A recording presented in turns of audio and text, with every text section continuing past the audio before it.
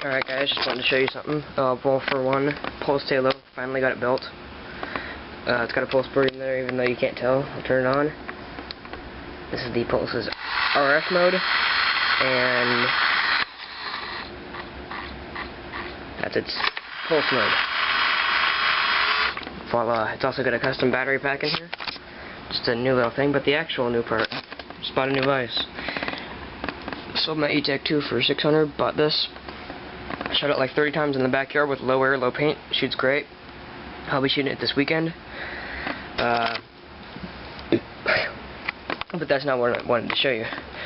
I've been messing with this thing. There's a lot of cheater modes on this. There's a gangster mode, which is you turn on the gun. First shot is full auto unkept, or unkept full auto, which is sort of obvious. If it was 13 balls a second, full auto would be much better. I would much rather do that.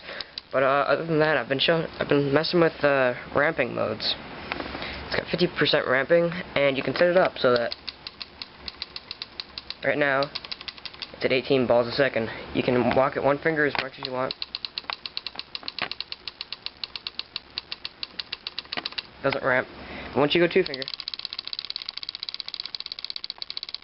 Now how you do this is it's 50% ramping with the ramping point starting at 10 balls a second. You can go 11 if you want to be safe. No person's one finger can go 11 balls a second. If they can, they can walk 22 balls a second. Now what will happen is once you get past 10 balls a second, 50% ramping, for every 2 shots you take, it adds on a shot. So to figure out how many shots you're shooting, you take how many shots you're shooting, or how many balls a second you're actually firing, divide it by 2 and times it by 3. So if you're firing 10 balls a second, you divide it by 2, times it by 3, you're shooting 15 while walking 10, which is really easy. Now I have mine at 18 balls a second because that's realistic. I'm playing in an MPPL field, and that seems realistic for people's fingers to shoot with bounce. So when I'm at 12 balls a second, I'm shooting my 18 balls a second cap. It's really interesting.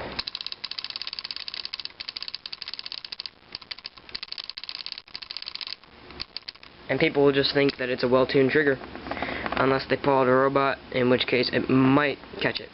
It might catch it. I would not use this in a tournament or anything, of course, for an MPPL tournament. A, because I won't be playing MPPL. B, because this is highly illegal, and people will get very pissed, and you will get a major, which is not good. Other than that, there are plenty of other little cheater sections in here that I enjoy. No, but this is fun. Just a real quick thing about what I hate about this gun is the feed neck, personally. People love it because it's got the little toolless thing. You just pull it open, and if you need to make it looser, you spin the feed neck tab. Either this way, or make it tighter, go that way. But what sucks is that it's very unadjustable. You have to mess with spinning this and this to get it decently adjustable. Right now, I have to actually put my fingernail under and pry it up to get it over. Now, if they made it a little bit longer, maybe made it like a normal tab, because as you can tell, the tab is much shorter than other tabs. If they made it go over the whole feed neck, it would be a lot better, because then it would be much easier to grab. Another thing that sort of pisses me off is these grips.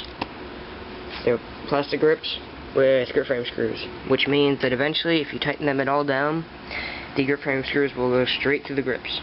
And if you don't tighten them down enough, the grips will wobble. Yeah, so that sort of sucks. Direct mount ASA, which is alright. I've had no problems putting my meth on it. Torpedo rig is doing decently.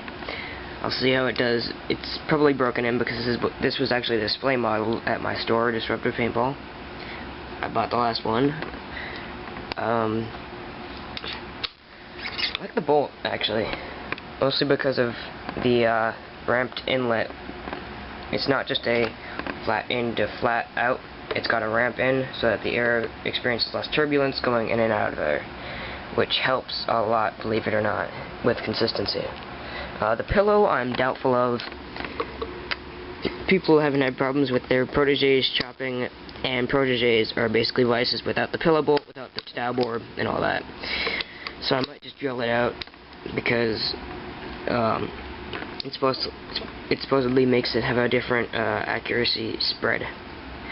Now, something pisses me off is that this is an S trigger, which means it's all drilled out and light, which means it's nice and snappy-ish. It has no roller bearing, no stock roller bearing. For $750, I should be getting a roller bearing trigger.